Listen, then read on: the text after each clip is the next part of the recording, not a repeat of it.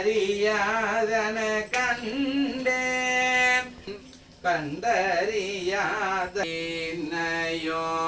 மாலை மதியமோ வீசும் தென்றலோம் வீங்கிலாவேனிலோம் மூசு வண்டரை பொய்கையன் போன்றவே ஈசன்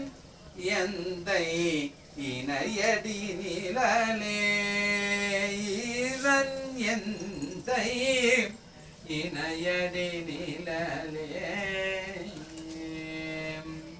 இளந்தருளம் ஆறாம் திருமுறை என்ன பற்றி நின்ற பாவங்கள் பார்க்க வேண்டில் பரகதிக்கு செல்வதொரு பரிசு வேண்டில் சுற்றி நின்ற சூழ்வினைகள் வீழ்க